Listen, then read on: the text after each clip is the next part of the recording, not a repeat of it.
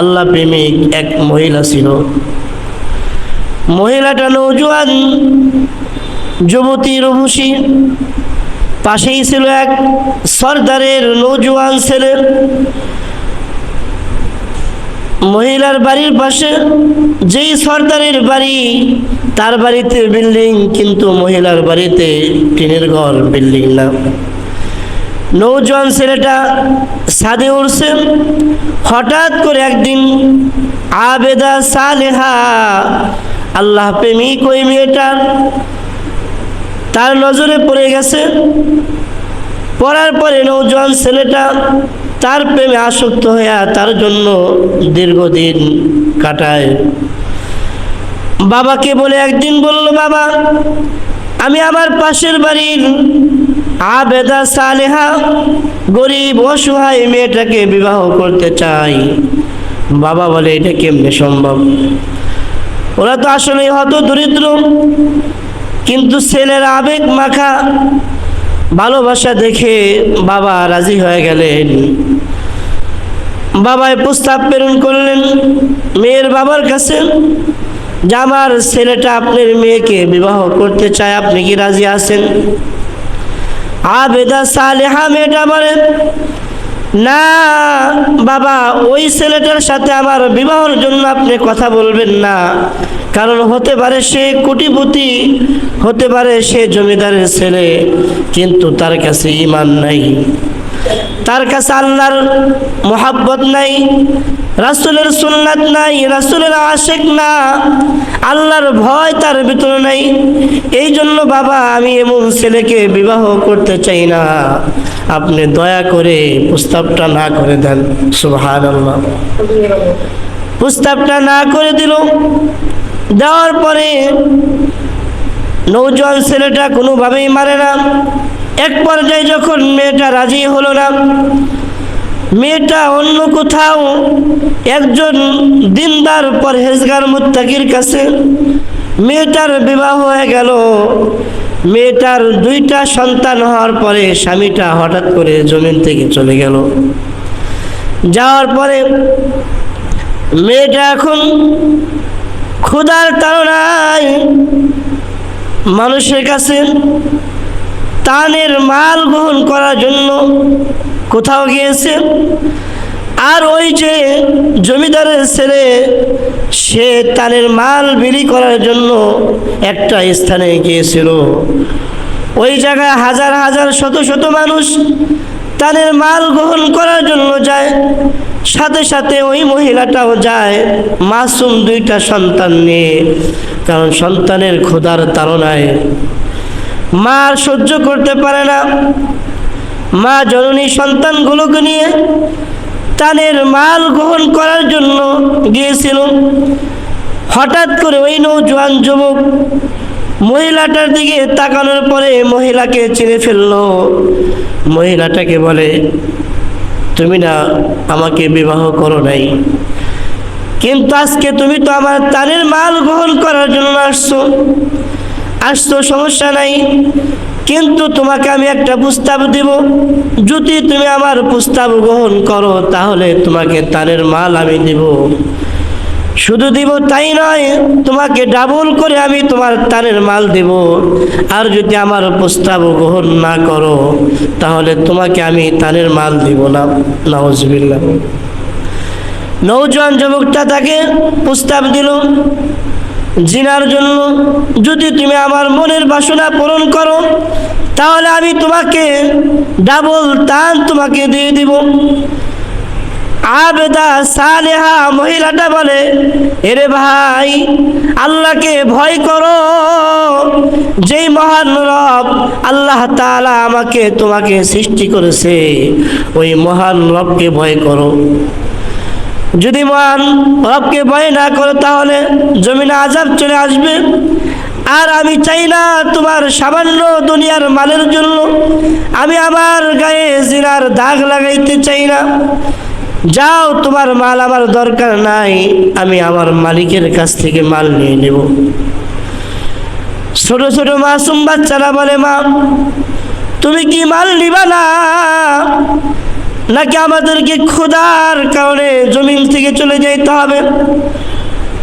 মা বলে, সন্তান, আল্লাহ রাব্বুল আলামিন আমাদের জন্য মালের ব্যবস্থা আমাদের বাড়িতে করে দিয়েছে, কিন্তু আসলে মহিলা জানে না মালের ব্যবস্থা আল্লাহ করবে।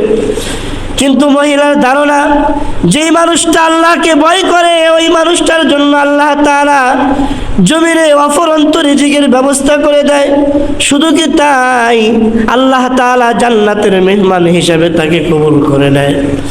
এই জন্য দোস্ত আহবাব, আল্লাহকে ভয় করতে হবে, জমিনের সকল অবস্থান থেকে আমাদেরকে বাঁচতে হবে। মহিলাটা তার সন্তানগুলোকে নিয়ে বাড়ির দিকে রওনা হলেন। আর ওই জওয়ান যুবক, তার দিলের ভিতরে একটা ভয় ঢুকে গেল, যেহেতু মহিলাটা আবেদা সালেহা আল্লাহ প্রেমিক, যদি তাকে আমি তার বাড়িতে মাল পোষা না দেই তাহলে হয়তো আল্লাহ তাআলা আমার উপরে কোনো আযাব প্রেরণ করবে। এই ভয়ে নওজোয়ান যুবক তার বন্ধুদেরকে নিয়ে মহিলার জন্য অতিরিক্ত তারের মাল নিয়ে মহিলা বাড়ি পৌঁছানোর আগেই তার দরজায় মাল রেখে নওজোয়ান যুবক এক জায়গা আড়ালে দাঁড়া রইলেন। দেখি মহিলাটা মাল পাওয়ার পরে কি দোয়া করে। মহিলাটা দরজা খুলতেই দেখে তার বাড়ির সামনে অফুরন্ত অগণিত তারের মাল দরজার সামনে পড়ে আছে। সন্তানগুলোকে ডাক দেয়া বলে, দেখো বলেছিলাম আল্লাহকে ভয় করার জন্য, আল্লাহ তাআলা তাই তো আমাদের জন্য মাল প্রেরণ করে দিয়েছে। মহিলা হাত তুলে আল্লাহকে বলে, আল্লাহ, যেই ব্যক্তি আমার জন্য মালের ব্যবস্থা করেছে মালিক, তুমি ওই ব্যক্তির হাতকে জমিনের আগুন দ্বারা পোড়ায়ও না এবং কি জাহান্নামের আগুনেও তাকে পোড়ায়ও না। এই দোয়া করার পরে নওজোয়ান যুবক চলে গেল, মহিলা তার বাড়িতে থেকে গেল। ওই নওজোয়ান যুবক একদিন সফরে গিয়েছিল, খানা পাকাবে, বন্ধুদেরকে নিয়ে যখন খানা পাকানোর আয়োজন করলো, কিন্তু সিফটি ভাগ করে নিল। দোস্ত, তুমি একবেলা খাবার পাকাইবা, আর একবেলা আমি পাকাবো। যখন এই সিফটি ভাগ করার পরে তার বন্ধু যখন খানা পাকায়, সে তখন তাকা দেখে। আর যখন ওই নওজোয়ান যুবক খানা পাকায়, তার বন্ধুকে সরা দিল, দোস্ত তুমি রেস্টে চলে যাও, আমি খানা পাকা নিয়ে আসি। কিন্তু তার বন্ধু ভাবলো, কেন আমাকে সরা দিল, কারণটা কি? নওজোয়ান যুবকের খানা পাকানো দেখবে। নওজোয়ান যুবকটা চুলার ভিতরে হাত দিয়া লাকড়িগুলো, জ্বলন্ত লাকড়ির কয়লাগুলো হাত দিয়া নাড়াচাড়া করে। আর এই দৃশ্য ওই বন্ধু দেখে। খানা পাকানো শেষ হওয়ার পরে খাবার যখন খাবে, ডাক দেয়া বলে, দোস্ত আমি একটা আজব জিনিস দেখলাম, আমাকে বলতে হবে। বলে, কি দেখেছো? বলে, আমি দেখলাম আপনি জ্বলন্ত চুলার আগুনের কয়লাগুলো হাত দ্বারা নাড়াচাড়া করলেন, কিন্তু আপনার হাতে আগুন ধরলো না, এটার কারণ কি? নওজোয়ান যুবকটা চোখের পানি ফেলে কান্না করে দিল। বলে, ভাইরে, এটা আমার একটা গোপন বিষয়, এটা না বললে হয় না। নওজোয়ান যুবক ডাক দেয়া বলে, না না, বলতে হবে, না হলে আমি মানুষের কাছে বলে দেব। বলে, তুমি যেহেতু নাসুর বান্দা, সারবানা শুনে রাখো, কিন্তু কাউকে বলতে পারবা না। ওই যে আমার পাশের বাড়ি একজন আবেদা সালেহা আল্লাহ প্রেমিক, আল্লাহ বিরু একটা মেয়ে ছিল, ওই মেয়েটার প্রেমে আমি আসক্ত ছিলাম। যখন আমার তানের মাল গ্রহণ করার জন্য ওই আবেদা সালেহা মেয়েটা আমার সামনে হাজির হলো, আমি তখন তাকে জিনার প্রস্তাব দিয়েছিলাম। মেয়েটা বলল, ভাইরে, আল্লাহকে ভয় করো, জাহান্নামের আগুনকে ভয় করো, আর না হয় জাহান্নামে জ্বলতে হবে।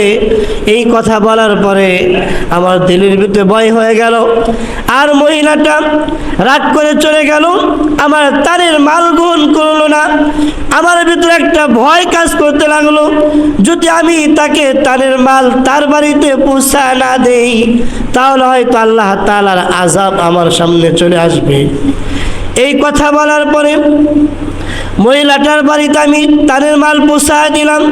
দেওয়ার পরে মহিলাটা আমার জন্য দোয়া করলেন, আল্লাহ, যেই লোকটা আমার জন্য অফুরন্ত মালের ব্যবস্থা করলো, ও রব্বে কারীম, আপনি এই লোকটার হাত জমিনের আগুনে পোড়াবেন না এবং জাহান্নামের আগুনে পোড়াবেন না।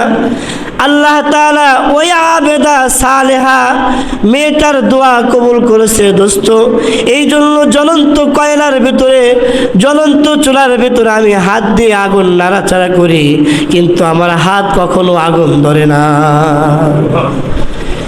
এই জন্য দোস্ত আহবাব, দান এমন একটা জিনিস, দান যারা আল্লাহ তাআলার সন্তুষ্টির জন্য করবে, দান আল্লাহ তাআলার গুসাকে ঠান্ডা করে দেয়। যে ব্যক্তি দান করে ওই ব্যক্তি আল্লাহ তাআলার নিকটতম পৌঁছে যায়। কিন্তু দান করতে হবে হালাল টাকা উপার্জন করে, হারাম টাকা নয়। হারাম টাকা যতই আপনি দান করেন না কেন, এই দান আল্লাহ তাআলার কাছে কোনো ফল আপনি পাবেন না। যদি কেউ হালাল টাকার দ্বারা দান করে, ওই দানের মাধ্যমে আল্লাহ তাআলা তাকে জমিনে বড় বড় আযাব থেকে, বালা মুসিবত থেকে হেফাজত করবে। আর আল্লাহ তাআলা সন্তুষ্ট হয়ে গেলে যাকে জাহান্নামের আগুন থেকেও হেফাজত করবে।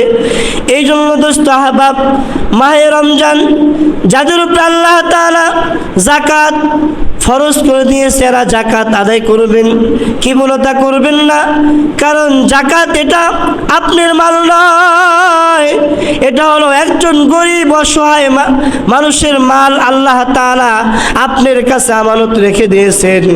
আর আপনি যদি মনে করেন এইটা আমার মাল, আমি দান করব না, তাহলে দোস্ত আহবাব মনে রাখতে হবে, যাকাতের মাল যদি সঠিকভাবে আদায় না করেন তাহলে আপনার মাল জমিন থেকে আগুনে পড়ে যাবে, অথবা জলোচ্ছ্বাসে নষ্ট হয়ে যাবে, অথবা কোনো পানির কারণে নষ্ট হয়ে যাবে।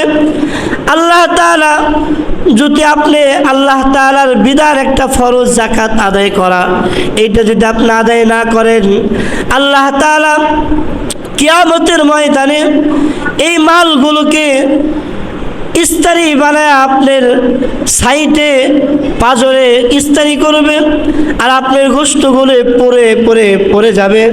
আর বলবে, এইটা তোমার সেই মাল, যেই মাল তুমি সঞ্চয় করে রেখেছিলা, যেইটা যাকাত দেওয়ার কথা ছিল দাও নাই। এমনকি ওই মালগুলো সাপ হয়ে যাবে, সাপ হয়ে আপনাকে দংশন করবে। ও দোস্ত আহবাব, এই জন্য যাকাতের মালগুলো এইটা আমার আপনার নয়, এটা হলো একজন গরিব অসহায় মানুষের। আল্লাহ রাব্বুল আলামিন গরিব অসহায় মানুষের মালগুলো আপনার কাছে, আমার কাছে আমানত রেখে দিয়েছেন। আর আল্লাহ তাআলা এটা দেওয়া ফরজ বিধান করে দিয়েছেন। কারণ যারা দিবে, সঠিকভাবে যারা দিবে, তাদের একটা ফরজিয়াত আদায় হয়ে যাবে।